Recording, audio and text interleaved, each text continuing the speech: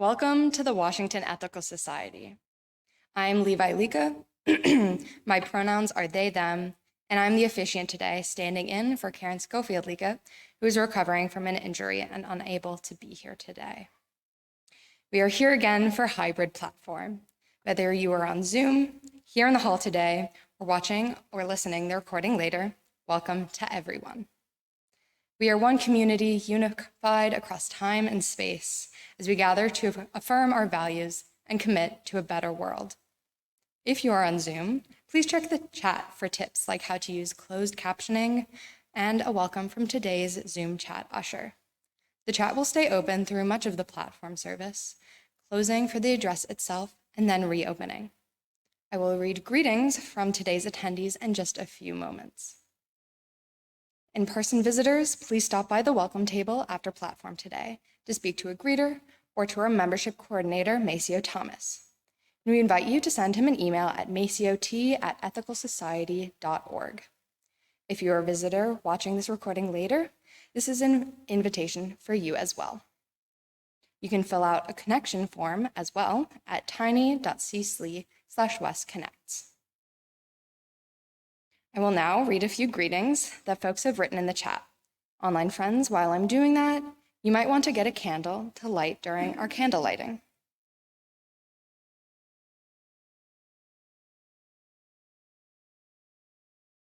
Lynn Gilbert says, hi from Austin, Texas Society. Paul Absher says, hi from Patty and Paul. Martin Coffin says, good morning, good karma to you and Karen.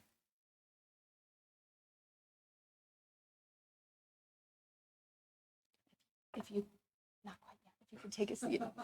Thank you for your readiness.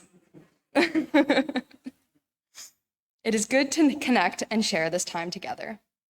Once you are prepared, I invite you to settle in wherever you are as we continue to gather.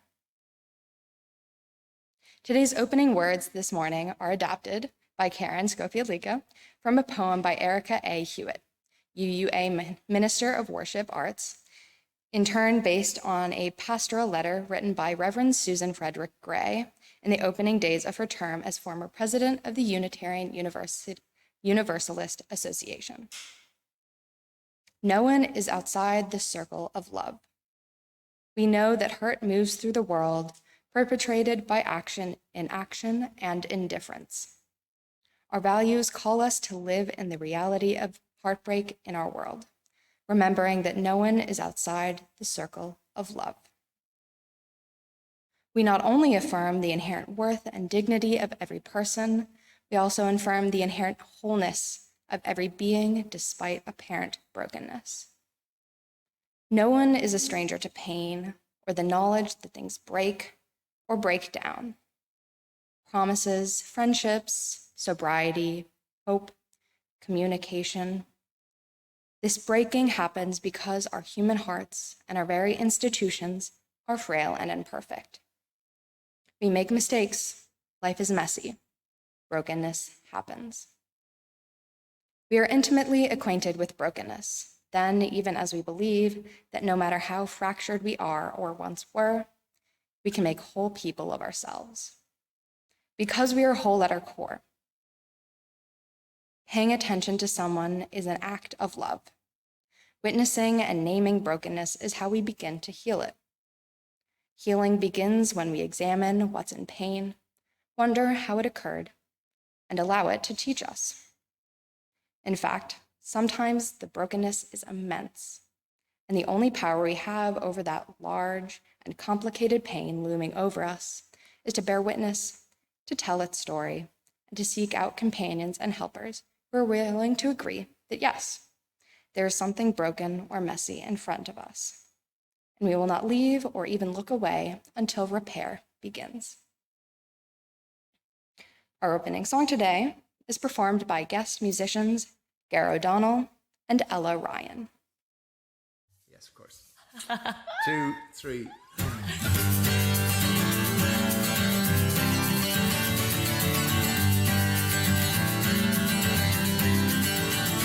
Well, I'm trying to tell you something about my life. Maybe give decide between black and white. And the best thing you've ever done for me is to help me take my life less seriously. It's only life after all. Well, darkness has a hunger that's insatiable, and lightness has a call that's hard to hear. Well, I wrap my fears around it like a blanket, and I sail my ship of safety till I sank it. I'm crawling on your shore. I went to the doctor, I went to the mountain, I looked to the children, I drank from the fountain. There's more than one answer to these questions, pointing me in a crooked line. Unless I see my source from my definitive, closer I am to find, yeah. Closer I am to find, yeah. Well, I went to see the doctor of philosophy, with a poster of Rasputin and a beer down to me. He never did marry or see a B-grade movie. He rated my performance. He said he could see through me. I spent 4 years prostrate to the higher mind. Got my paper and I was free. I went to the doctor, I went to the mountain, I looked to the children, and I drank from the fountain. There's more than one answer to these questions, pointing me in a crooked line. Unless I seek my source from my definitive, closer I am to find, yeah. Closer I am to find, yeah. Well, I stopped by the bar at 3 a.m. to see solace in a bottle of possibly a friend. Well, I woke up with a headache, knocked my head against the board. Twice as cloudy as I'd been the night before. I went to seeking clarity. I went to the doctor, I went to the mountain, I looked to the children, and I drank from the fountain. Yeah, we go to the Bible, we go through the workout, we read up for revival, and we stand up for the lookout. There's more than one answer to these questions, pointing me in a crooked line. Unless I seek my source from my definitive, closer I am to find, yeah. Closer I am to find, yeah. Closer I am to find, yeah. Closer I am to find, yeah.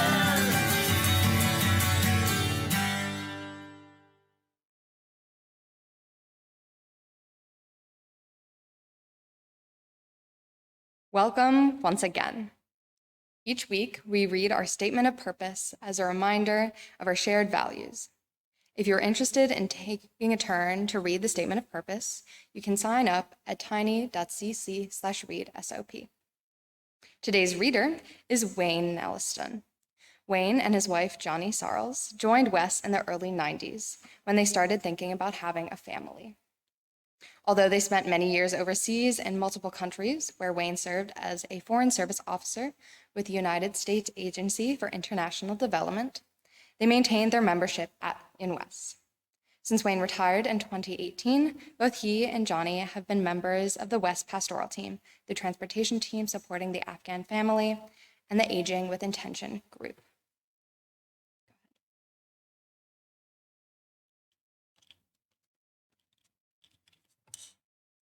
I have to get untangled first. The Washington Ethical Society is a humanistic congregation that affirms the worth of every person. We strive through our relationships to elicit the best in the human spirit. With faith in human goodness, we appreciate each person's unique capacities. We joyfully celebrate together and support each other through life. We nurture a sense of reverence and responsibility for each other and the earth. We warmly invite you to join our community, children and adults, as we work for a world where love and justice crosses all borders. As Wayne lights our community candle, I invite those of you with candles at home to light yours, and for everyone to join in our candle lighting words. May we kindle within us the warmth of compassion, the light of understanding, and the fire of commitment to build a brighter future for all. Let's now enter into the centering time of our platform.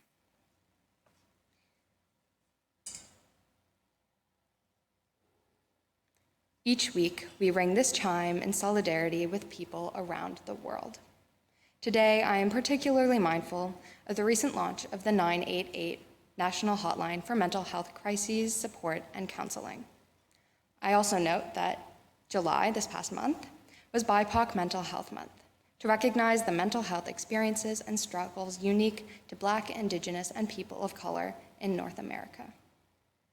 As we listen to the chime, let us remember our connection to each other and the world around us.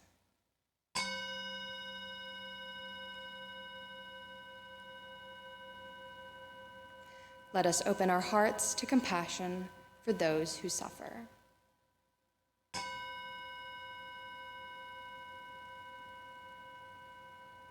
And let us commit ourselves to the work that calls for our love.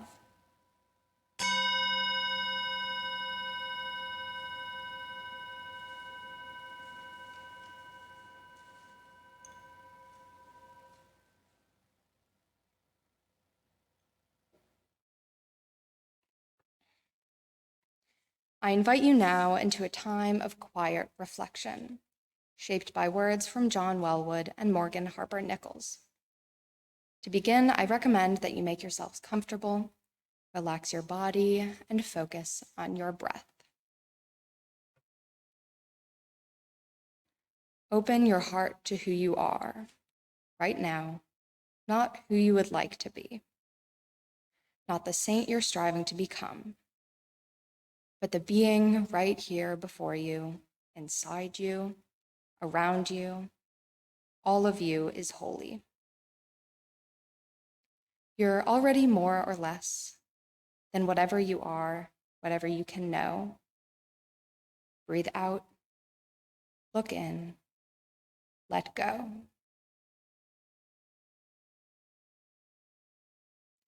You are free to slow down. You are free to breathe and rest, no matter the things not sorted out. There might be some mystery here, and there might be longing, wondering, and waiting. But there will also be boundless peace that goes beyond any understanding. Running wild like a river through everything, no matter how heavy these moments feel. So rest easy when everything is approaching. Tomorrow is surely coming, but in the hours in between, you are free to rest till then. Let us relish in this quiet moment to attend to our breath, embrace stillness, and enjoy the music that follows.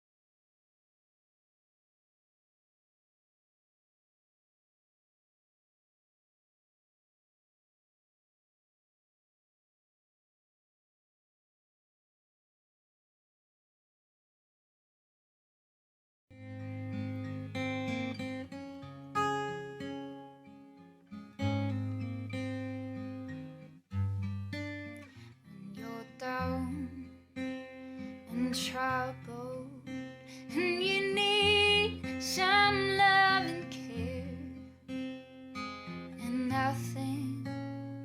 nothing is going right. Close your eyes and think of me, and soon I will be there to brighten up even your darkest night.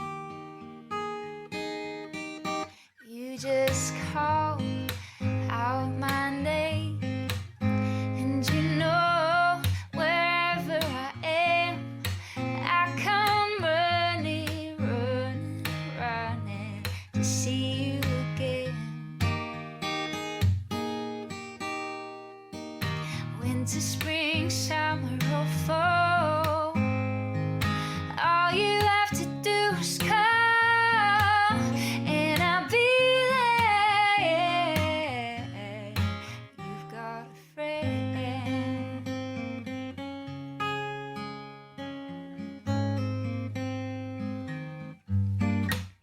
If the sky above you grows dark and full of cloud, that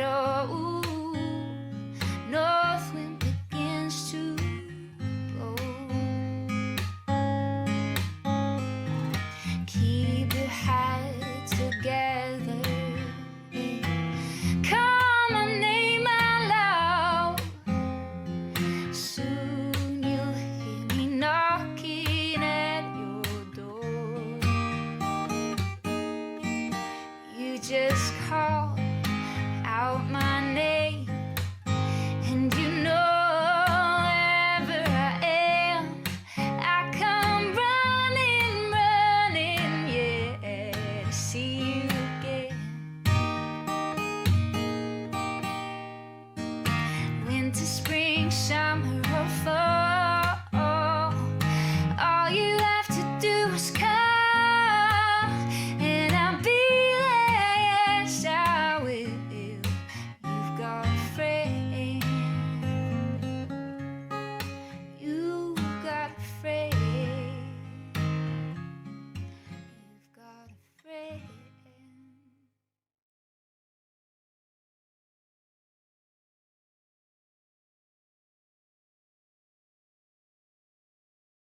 Our reading today is an excerpt from It's Time to Decolonize the Decolonization Movement by Ijeoma Ndomim Opara, MD. We cannot decolonize global health using the same logics, dynamics, and paradigms that birthed it in the first place. We cannot dismantle the master's house with the master's tools. Unfortunately, many decolonization scholars and advocates, especially in academia, are shackled into inaction as the only tools at their disposal are the same tools of colonialism, the same system into which we have all been baptized. Dr. Opara offers 5 courses of action, including the following. We must emphasize a critical analysis of power. Power is fundamental to colonialism, neocolonialism, and coloniality. Critical introspection as to how individuals, as part of institutions, as well as the institutions themselves, produce, reproduce, maintain, and benefit from intersectional systems of oppression within a colonial framework, is necessary for decolonization to be realized. What this means is that Euro-American people and the systems they represent and uphold need to divest from power hoarding and lean out of power and privilege to allow Indigenous and majority world people to thrive. While formerly colonized and neo-colonized lead, the former colonizers and neo-colonizers need to actively dismantle the structures of oppression they created, inherited, maintain, and from which they benefit. This is not a light proposition, as it will require colonizers to divest from the very definition of themselves. as their identities are constructed on the basis of dominance acquired through bloody violence, rape, genocide, enslavement, all to concentrate power and resources. To divest from an identity that sits at the intersection of coloniality and whiteness will require a fundamental existential shift into consciousness, imagination, decision-making, and politics that sets the colonizer free from the bondage of the addiction to power and the lies constructed to preserve the unearned position of power in the social hierarchical house of cards. The challenge would be the novel act of creating an identity independent of dominance and oppression. Our platform address today will include a conversation between recovering physician and therapist John Daken, who will be joined by mental health advocate Rachel Kallum Whitman to explore the challenging topic of mental illness. Dr. Rachel Kallum Whitman is an educator and advocate and writer who's been checked up with bipolar disorder since 2000. Rachel is a disability studies professor who teaches courses on unpacking ableism, and her speeches, interviews, and writings on the topic have garnered acclaim locally in her hometown of Pittsburgh, PA, across the United States and internationally. Rachel is also a member of Instability in 6 Colors, is an author of Instability in 6 Colors, a memoir which paints a vivid picture of what it is like living with a chronic mental illness, trauma, and complicated relationship with sanity, safety, and self-love. Rachel's mission and passion is to create safe learning communities to empower individuals to look beyond their illness to find themselves. For more of her work, please be sure to check out Rachel's website, seebrightness.com. John Daken has been a WES member for nearly 25 years. He is a psychiatrist and centers collaboration and partnership with colleagues and patients as a founder and practitioner of Polaris, a purpose-driven organization dedicated to the delivery of high-quality mental health services to all members of the diverse community of Silver Spring, Maryland, and its surroundings.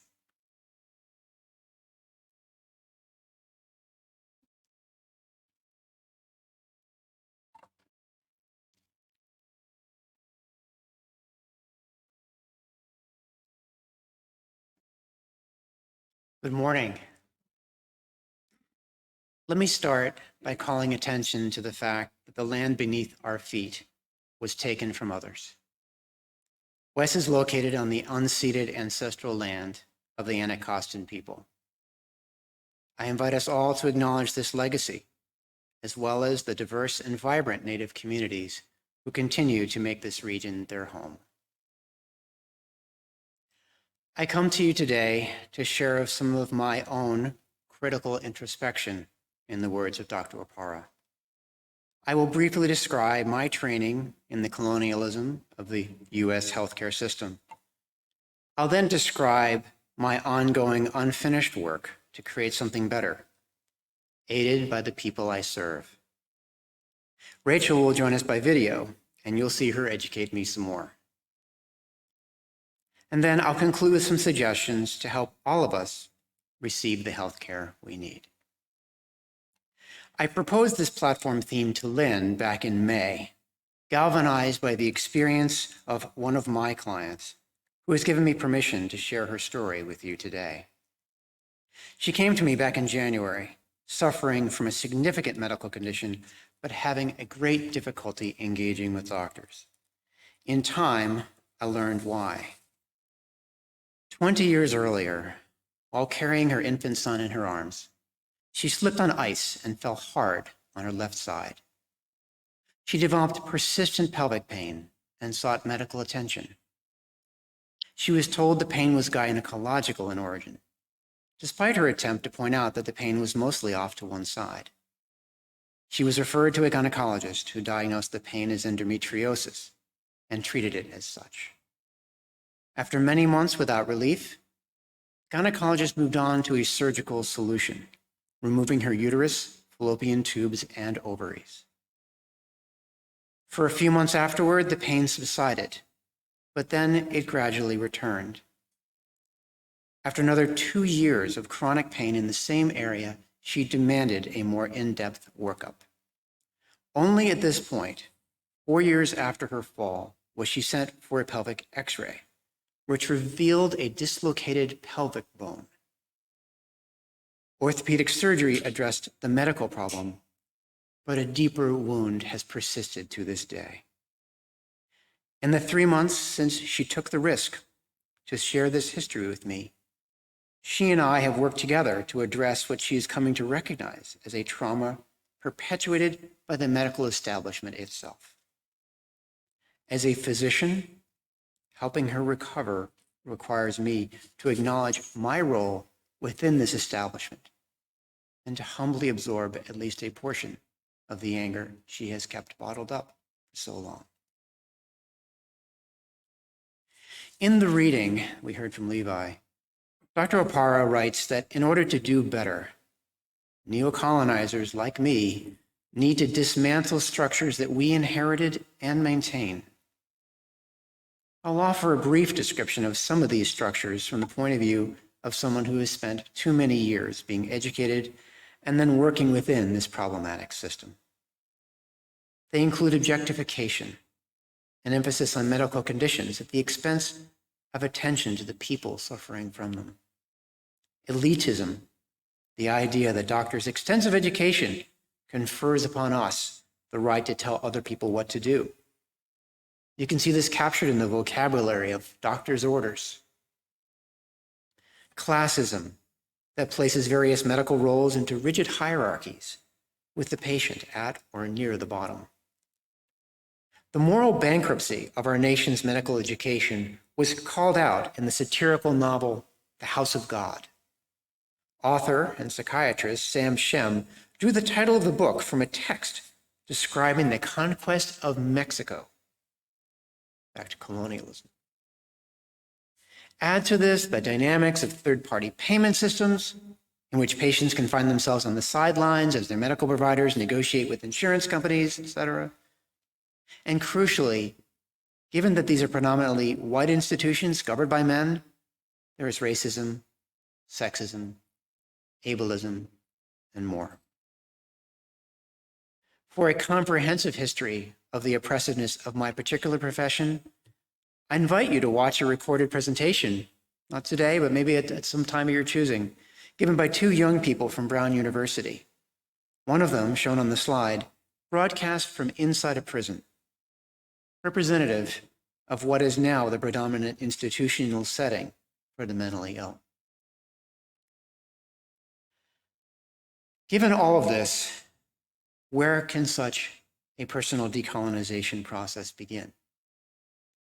Sam Shem, who continues to speak out on this issue, cites the healing power of a good connection, an echo of ethical culture's philosophy of relationship building, perhaps. Personally, I also find myself drawing upon the concept of centering the vulnerable. Imagine, what if our entire medical establishment revolved around patients and their priorities? It was in this spirit that I invited Rachel Kallum Whitman to join me in a dialogue on this topic. Some of you may recall that Rachel spoke at West several years ago about living with bipolar disorder.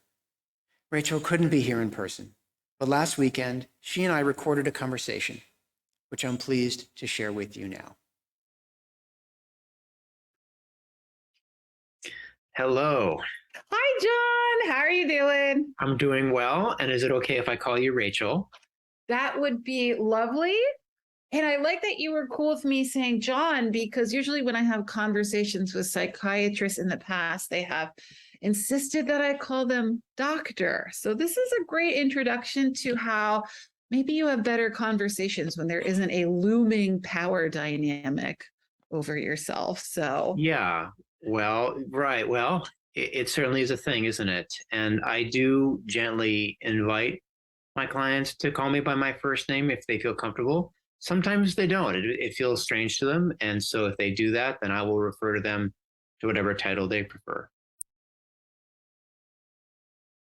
So I'm wondering, where should we start? I'm so glad, first of all, that you agreed to my invitation to come back to speak Yeah. once again. I And love I'm the platform. And I'm really excited to be here. You know what I was thinking? So I am a disability studies professor. It's the concentration that speaks to me personally and professionally. And one of the things that I've learned through my work is to do an image description. So if somebody who is engaging with this content is blind or low vision, they know what we look like. So I thought I could start us off, and then maybe you could provide an image description as well. I'd be happy to do that. Great. So I am Rachel Kallum Whitman. I am a white woman. Right now, I am wearing red glasses and a black t-shirt, and I have curly brown hair.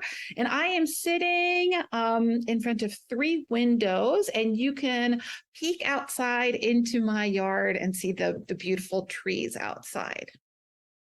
And I am a white man with brown hair and a salt and pepper beard, wire-rimmed glasses, and I am sitting in front of a light-colored wall and a very colorful quilt. Thanks for inviting me to do that. It's a good practice to get into. So I remember very, very vividly your talk at Wes 3 years ago or so, and you spoke about living with bipolar disorder.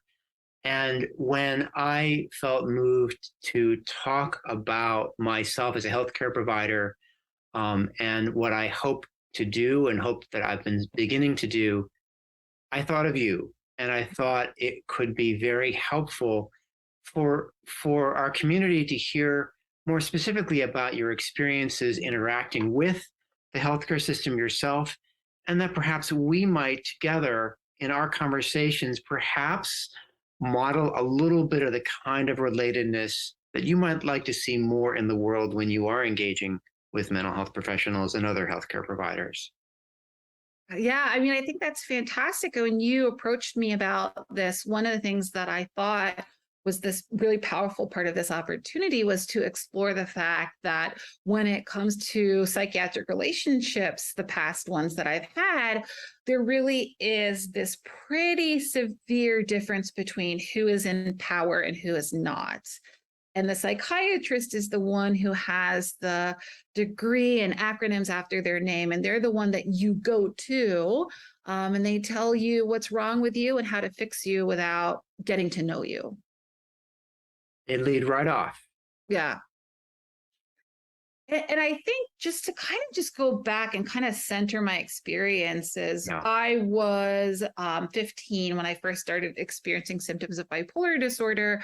And I saw my first psychiatrist when I was 17. And you're already coming from a place of an illness that you're still getting to know. And you feel so broken in those moments. And I remember seeing my first psychiatrist, and he basically reinforced this model of, yes, you are broken and only I can fix you. And it created this really toxic pattern that really marked most of the relationships I've had with my psychiatrist, where it wasn't really about what I wanted and how I knew myself. It was really about following someone else's rules and making sure that I modified my behavior in a way that fit into their categorization of, okay, now you are healthy, you're not crazy, you're not symptomatic, ignoring completely how I want to engage in the world and how I exist. And instead to kind of allow that part of myself to really dissipate under these expectations of what's considered appropriate behavior. And as someone with a mental illness, someone telling you how to behave and saying that you're doing it incorrectly really just undermines your humanness and your identity. To make sure I heard you correctly, when you first were encountering a psychiatrist, you were given a norm and described how you deviated from it. Yeah. And the norm was for the psychiatrist to lay out for you. Exactly. And it was And it was so interesting. And that's why, like, when we started talking, you're like, yeah, I'm John. When I met my first psychiatrist, he was insistent that I call him doctor. And I remember the physical being in that room and this feeling.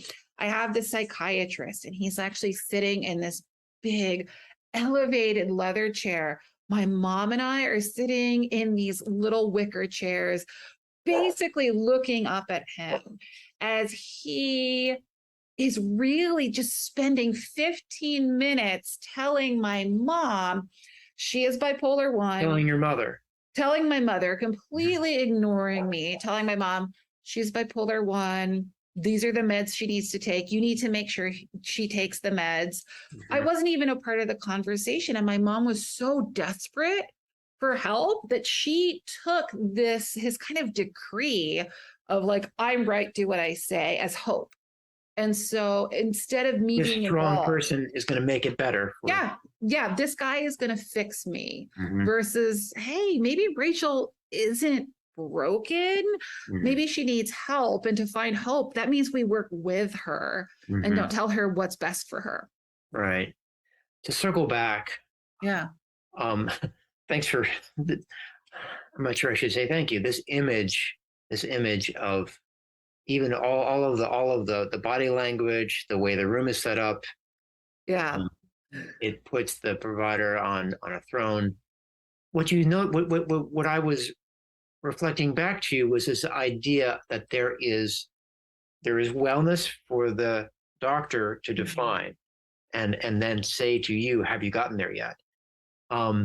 I will say that one of the things, and this may grow out of the fact that I was a mental health patient myself before I became a clinician, before I got out of medical school, I try to center distress. Mhm. That I will try to find out, what brings you here, and what do you hope to gain from this appointment, and then serve your needs at the center. But you didn't experience that. No, I didn't. And it was one of these things. And I know, we live in a society where health insurance dictates that you see your doctor for 15 minutes and you pay your copay and they give you a prescription and you're Even out for the your door. intake, even for Yeah. And I actually didn't know that until kind of having conversations with you about how intakes typically, 45 minutes, an hour. And I just, and I remember my first experience was 15 minutes in an office looking up at this man who did not know me and did not know my mom, but really just was kind of like, yeah, I'm the doctor and I can just tell you what to do and you should absolutely believe me and follow me without question. I think the other thing, and that certainly does come with experience, but if I recall correctly, this was not a youngin that you were seeing in terms of the doctor, right? This was not someone new to practice. Very, very well established. And it was funny because when we were looking for doctors, my parents were talking to my PCP and pretty much everyone in the neighborhood. They're like, this guy knows what he's doing. And so we come in with these expectations that this person is going to be this great model of how to interact with the mental health care system. Right. And it was completely devoid of compassion or any kind of attentiveness and responsiveness at all. I mean, I was coming in, and my mom too, from trauma. Cookie cutter. Yeah, exactly. And it was this cookie cutter approach. Exactly. I'm going to look at the DSM and find your diagnosis and send you on your way. Yeah. The other thing I was going to comment on, besides centering distress, that one of the things that I've learned, and I was going to try to let your doctor off the hook a little bit, but one of the things I've learned over the years is that, particularly with bipolar, there are only a couple of conditions like this. Bipolar is one of them, certainly, is that I know that people's experience with bipolar, and I don't just know this because I saw your platform 3 years ago, is it is not exactly all distress, that there is something more than just distress to bipolar disorder. And so sometimes what I will check with someone about is, are there things about it that you don't want to lose and that we have to keep in mind as we begin putting together a treatment plan? And that didn't come up at all, did it? No, and I think that's such an important part. Bipolar disorder in particular, I'll speak from my experience, it can mimic identity very easily. Sure. And so when a doctor's perspective, like with my first psychiatrist, was just like, you're broken, that created this kind of like emotional fallout of like, wait, what parts of me are broken? Is this an illness? Is all of me kind of fracturing? Right. Am I trying to cure an illness or cure myself? And I think one of the most damaging aspects was I never got any answers to any of that. When I would have follow-up appointments, usually he would insist that I would bring my mom. I was 17 at the time, but he insisted that I bring my mom.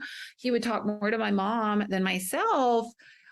And it was really one of these things where I never again got information about this is what bipolar means. These are, some of the symptoms that people experience. It's not just you. This is something that, is real and present in a lot of people's lives, and they can learn to live with it.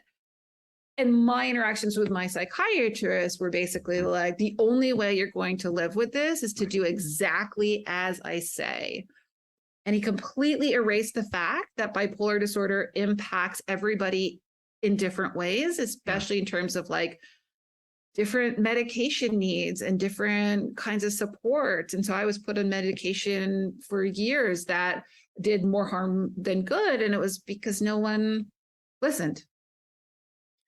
I'm sad to say that I have a bipolar client who's in the hospital right now. Yeah. And I tried to talk with her Thursday night. But by the time I called her, the police had already been called on her twice. And in her state, she was unable to really see me as different from the rest of the system. And it makes me so sad to hear you're describing this power relationship that is not as different from interactions with law enforcement as I'd like. Yeah. And fortunately, I can say that after I kind of had given up hope of being able to stop her from being taken in handcuffs, she actually called 911 herself and got voluntarily admitted. So I'm hoping she'll have a better experience, and I'll be seeing her back in the outpatient setting very, very soon. So I'm really struck by your description of the power dynamic.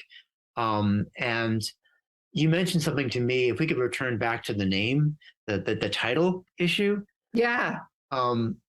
Could you remind me of what happened after you got your own doctorate? So I got my own doctorate, and all of a sudden I'm running around and I'm like a doctor. And it was, a title that I was very proud of what I had accomplished. And when I first started teaching 5 years ago, I went into the classroom and I was told by, my academic friends, like, you go in there, you're the doctor, and they say, Dr. Rach, Dr. Whitman, Dr. Kallum Whitman, any kind of mix of that. And I remember standing in front of my classroom and I was going to introduce myself. I'm Dr. Rachel. And I was like, why? Like, why do I feel this need that I've like, these young minds are looking up at me to learn from me? Why do I have to take myself into a separate space from them? I want to learn from them. They're going to learn from me. So kind of realizing that those kind of titles can actually be oppressive and isolating from people. So the fact that it's like, hey, we're all here, we're all learning, I think is beneficial in a lot of different environments. And but your doctor did insist on having you call him by doctor, but call you Rachel. But didn't you try to even the score? And I remember that experience as well when I saw this clinician, and I'd already been like, okay, my students, they're going to call me whatever I want. And I remember going to my psychiatrist at the time, and I'd earned my doctorate. I was so proud of myself. And he always was like, you have to call me Dr. This. And I was like, now you can call me doctor, because I just got my degree. And I remember this man looking at me, and he kind of rolled his eyes and he was like, oh, he didn't. Yeah. And he's like, I'm really the doctor in this scenario. And again, it was this idea of creating this punitive relationship where he told me again, where I was like misbehaving. And again, not unique to that psychiatrist. I mean, Yeah. Psychiatry should be about healing and hope and not punitive. And so for Right. these Healing and hope. experiences, yeah, people pull and rank to make you feel less than, to make it feel like you have to do exactly as they say. That really disrupts your sense of self and your journey to become a healthier, a more well person. So I'm wondering, there's so much we could talk about, but I'm wondering, before we finish our conversation, if you might share a few words of wisdom for clinicians like myself about what you'd like to see, what you do look for. So I think now, as I've kind of have a better sense of myself and what I need, and as I learn from other people who have similar experiences kind of engaging with psychiatry, cultural humility is so important. We talk about cultural competence a lot, which of course has a huge role. But cultural humility is so vital, especially as we're starting to recognize and understand people's intersectional identities. Yeah. And so cultural humility being like, I'm coming to a clinician who has expertise, the training to help, that's their background. But what's my background? I'm not just coming as a patient into my clinician's office. I'm a white woman, I'm a fat woman, I identify as queer. And so I'm bringing all of this into my psychiatrist's office, into any doctor's office. And so my care needs to be responsive of those aspects of my identity that are so important to me. And you're only going to understand me if you listen and learn from me. And so cultural humility, the humility, this demand really of being like, you know what? I see you as a whole person. I don't understand you yet, but I want to, and I'm going to learn from you, because that is the best way to make sure you get the care that you deserve. I think that sounds like a wonderful way to wrap up this part of our platform this morning. Thank you so much for bringing your wisdom and your humanity and your experiences. I really appreciate this. We've talked a bit about this too, how, again, as somebody who has been in the system in a variety of different ways, these kinds of conversations are so therapeutic to be able to reclaim that sense of really of personhood in a field where too often there are these power dynamics and rigid expectations about what it means to be a doctor and what it means to be a patient. And so I hope everybody who's watching this platform can take time to really understand how they fit into this and how we can all be allies to support each other. Thank you, Rachel. Thank you, John. It was lovely chatting with you.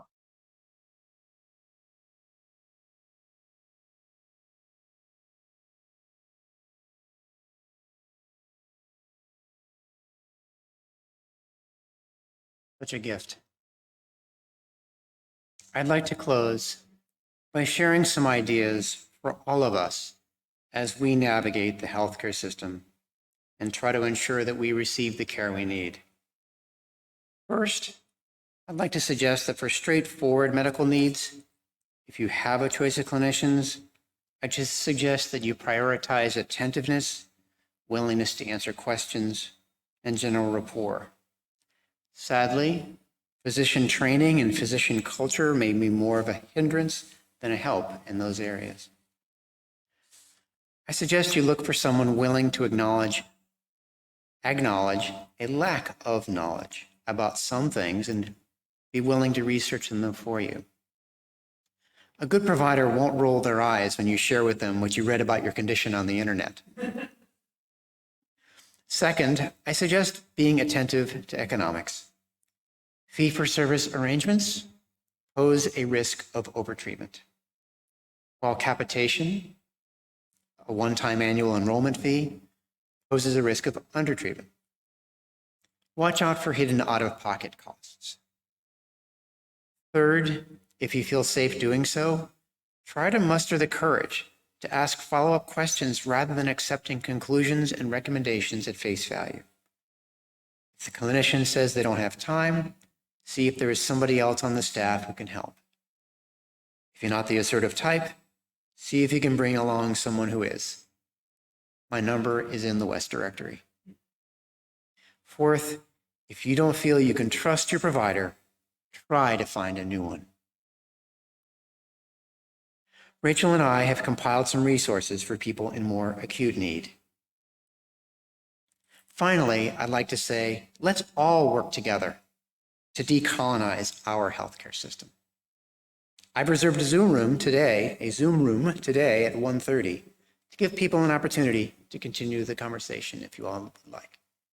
Thank you.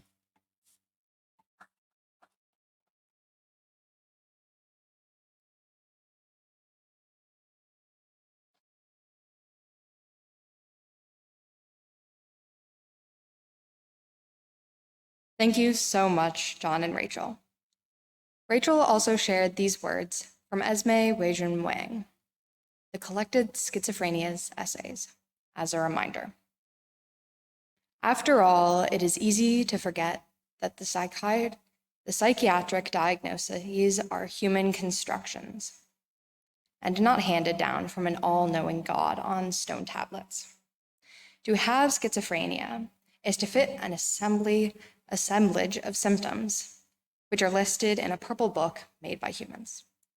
So a key message for those of us in the audience who are not clinicians is to value our voices, the validity of our distress, and our right to be at the center of our medical care.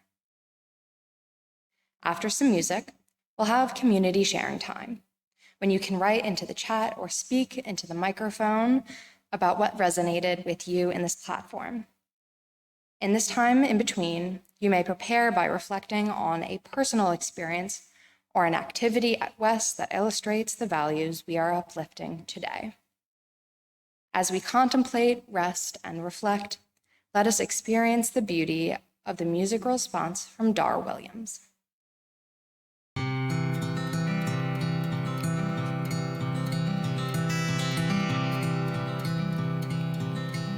Well, go ahead, push your luck, find out how much love the world can hold. Once upon a time I had control and reined my soul in tight.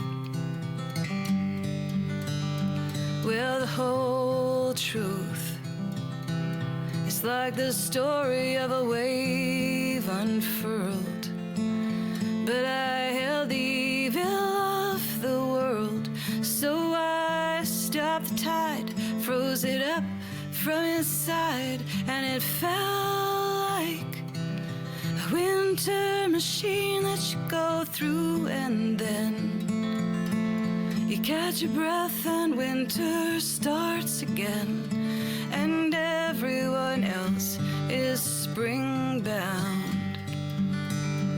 And when I chose to live, there was no joy, it's just a line I crossed. I wasn't worth the pain my death would cost, so I was not lost or found. And if I was to sleep, I knew my family had more truth to tell.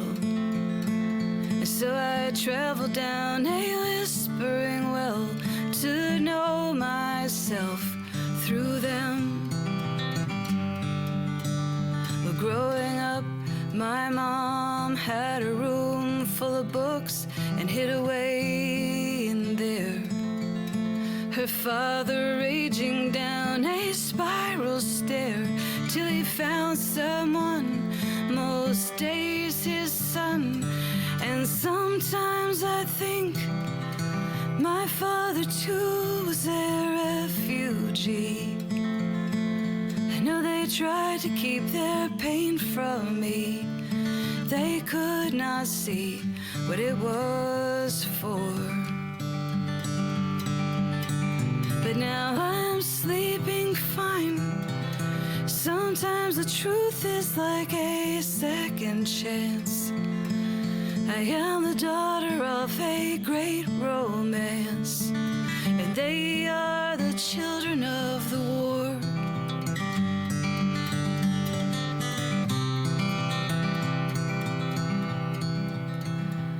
Well, the sun rose with so many colors it nearly broke my heart. It worked me over like a work of art, and I was a part of all that. So go ahead, push your luck, say what it is you gotta say to me. We will push on into that mystery, and it'll push right back. And there are worse things than that, 'cause for every price and every penance that I could think of, it's better to have fallen in love than never to have fallen at all.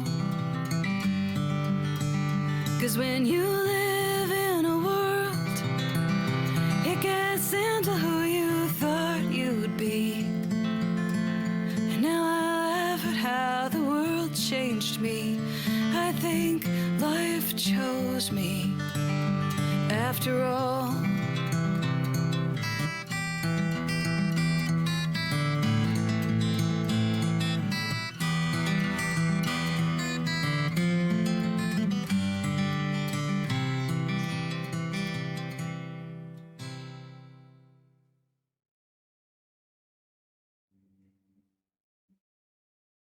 This is the time when we add our own voices to the morning, sharing our reflections on the platform or what resonates in our own lives. For our online participants, I invite you to share in the Zoom chat or in the comments if you are watching the recording later. I'll start with Zoom comments. We'll accept some comments at their microphone from in-person attendees in the middle, and then return to our Zoom participants at the end.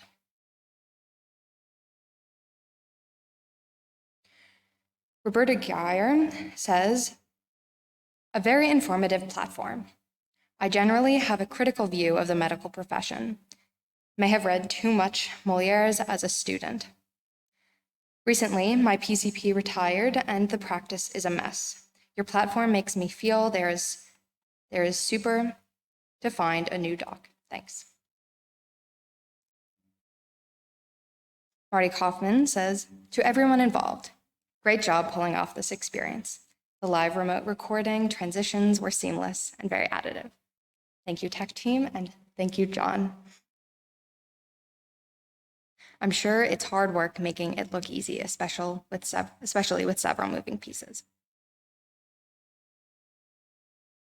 Judy Ohm says, this was amazing.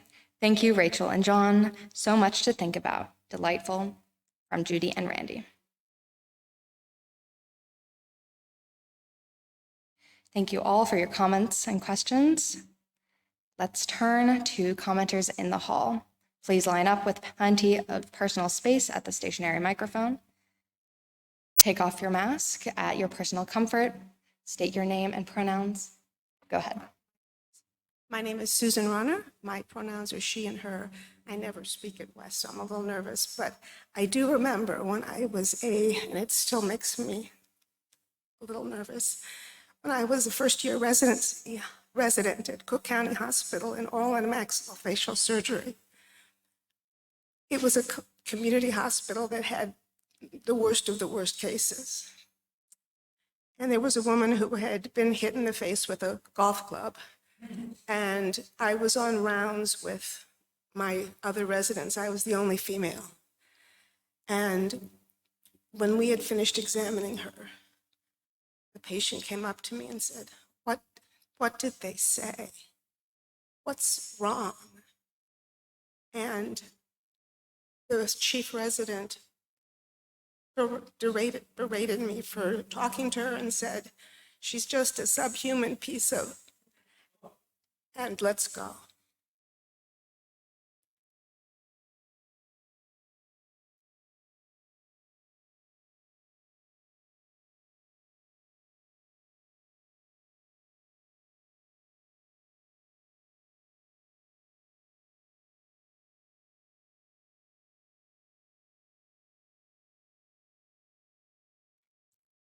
Thank you for your addition to the sharing. I will now return to Zoom to see what else has been added.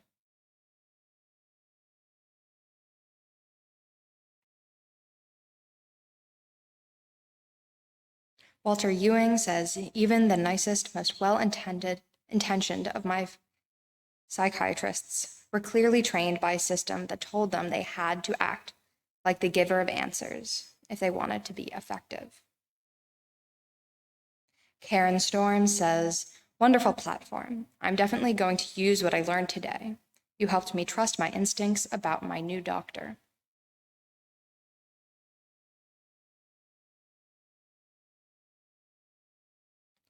Rajesh says, very interesting. Thank you, John and Rachel. When talking about decolonization, I want to direct attention to the colonialism in the mind that is carried by the colonized and the extra respect that male white doctors are accorded, the culture of inordinate respect for expertise that is not grounded in cultural sensitivity and the understanding of systems of culture. Maggie Barris says, most psychiatrists do med management, not therapy. Just like surgeons will always say surgery will help. Go ahead when you're ready. Hi, I'm Abby Daken. Thanks for letting me come back up out of order. I just want to share, so I'm the one who finds images for the slides. And I want to mention that for the title slide, which ended up being a white male doctor looking up at a Black child sticking her tongue out, I can't tell you how hard it was to find that image. I put in a search for patient, doctor looking up at patient. That was my search term. There were no pictures that met that search. They gave me patient looking up at doctor. I did eventually find it, of course, and I think, I can't remember what I had to use a different search term because that search term did not bring up any pictures, which I think goes to show how ingrained it is.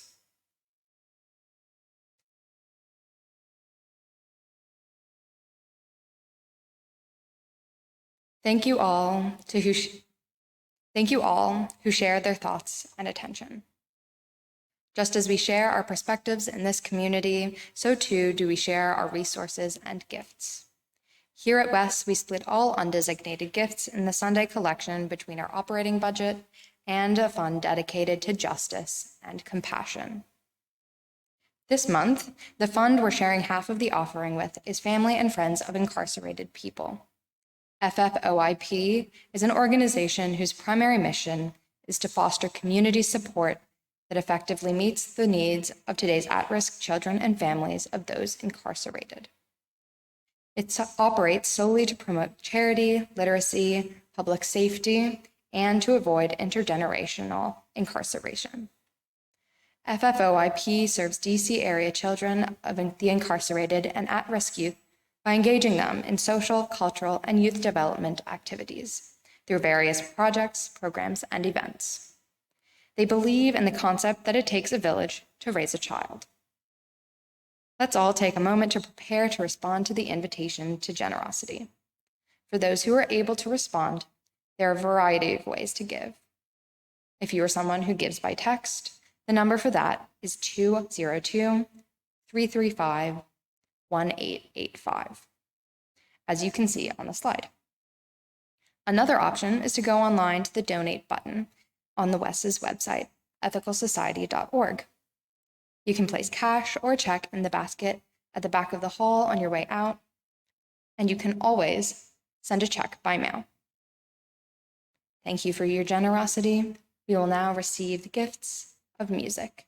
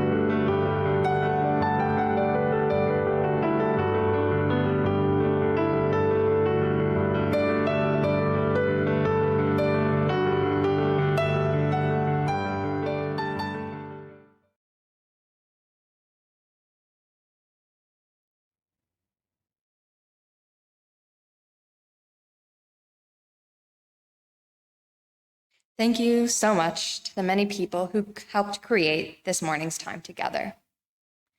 Thank you to our staff, including Ndara Miles, Robin Kravitz, Maceo Thomas, Tom Hutton, and our new senior leader, Casey Stack.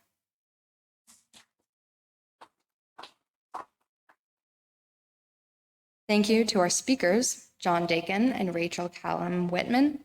Thank you to our interim music coordinator, Leah Morris, and our many guest musicians, including Garrett O'Donnell, Ellen Ryan, Nicole Malik, Dar Williams, Asher Falero, and Lucia and Jacob, whom we'll be singing along with in a few moments. Thanks also to John and Abby Daken, who created our slides. Thank you to our stage manager, Kate Lang, our Zoom chat usher, Trang Duong, and tech team members, John Lika, John Pfeiffer. Thank you to the in-person greeters, Susan Runner and Alex Abbott, and to Adam Goldberg, who will host the West Coffee Hour after platform. At the conclusion of the platform, please join us in our social hall in person and around our social hour in person and around the foyer and on the patio. Our virtual coffee hour on Zoom. And if you are new to WES, there will be a special breakout group from noon to 12:30 for our newcomers Q&A. Join membership coordinator Maceo Thomas for this informal gathering to learn a little bit about who we are and what we do here, and to get your questions answered. As a continuation of today's platform topic, there will be a Zoom gathering from 1:30 p.m. today. Have you had trouble experience with healthcare providers or the healthcare system? Would you like to talk about your experiences, commiserate with others, and/or discuss about what might be done about it? John Daken will open a Zoom room as an unstructured space for further conversation. Thanks also to those who are leading and supporting our work in the weeks to come. You can find information about opportunities to connect in the Sunday links or news and notes emails, and on the calendar page on WES's website. I want to remind everyone that the strength of our Sunday Ethical Education for Kids, or SEEK, offerings next year will be dependent on volunteers. If you're interested in assisting to make SEEK flourish, please email Ndara at ndaram@ethicalsociety.org. Perry Bider, which I will welcome to come up, has a special announcement about WES's chorus.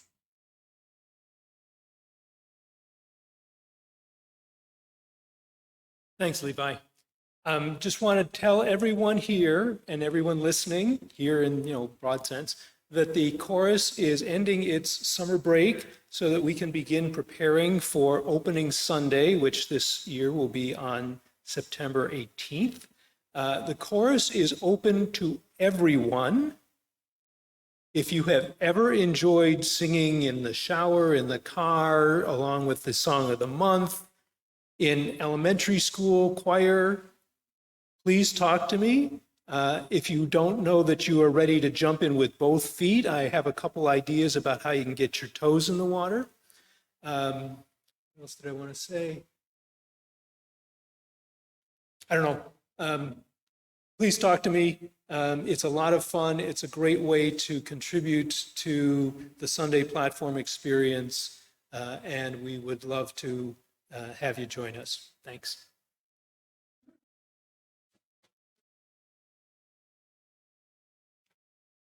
Thank you, Joe. Yeah, that was a good thing for me to mention. Rehearsals will begin on Wednesday. This Wednesday, we rehearse here in the main hall from 7:30 to 9. And for now, we are rehearsing with masks on. Thanks. Thank you, Perry. We hope you will join us again next Sunday. It will be the inaugural platform address by our new senior leader, Casey Slack, and I'm sure many of you will want to participate in this historic day. To attend platform in person, remember that you need to RSVP at tiny.cc/platform reservation. You must bring your vaccination card or a picture of it, or you can tune in by Zoom as we continue with hybrid platforms for the foreseeable future. For now, let me thank you all for being part of Platform today and invite you to join in our closing song, Love is the Water. Hello, Wes. Leah here with Lucia and Jacob, who is freshly 13. Very freshly. And we're going to sing Pat Victor's Love is the Water That Wears Down the Rock. We're going to add some choreography to it too, just to get in our bodies. So we hope that you'll sing and move with us and that you're having a wonderful summer. Love is the water that wears down the rock. Love is the water that wears down the rock. Love is a power that won't be stopped. Love is the water that wears down the rock. You say your heart's been turned to stone. You say you want to be left alone. You say love only made you weep and moan. But let me tell you something that you know in your bones. Love is the water that wears down the rock. Love is the water that wears down the rock. Love is a power that won't be stopped. Love is the water that wears down the rock. You say your soul feels like a dry riverbed. Stop waiting for the water long ago. You say you better pray all night for the rain instead. Love comes like a tidal wave over your head. Love is the water that wears down the rock. Love is the water that wears down the rock. Love is a power that won't be stopped. Love is the water that wears down the rock. You say waiting for love takes too long. It dulls a sharp mind, weakens the strong. Well, you may be right, but you may be wrong. 'Cause love can make a mountain come tumbling down. Love is the water that wears down the rock. Love is the water that wears down the rock. It's a power. Love is a power that won't be stopped. Love is the water that wears down the rock. A river washes over every soul in the land. Put your feet in the gravel, get some mud in your hands. 'Cause nothing can stand against the love's command. Every boulder turns into a grain of sand. One more time. Love is the water that wears down the rock. Love is the water that wears down the rock. It's a power. Love is the power that won't be stopped. I'm telling you, love is the water that wears down the rock. Big finish. Love is the water that wears down the rock.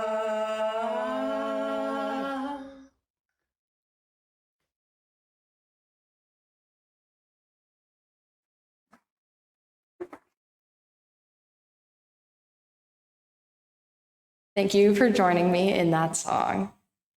A few brief reminders before we leave.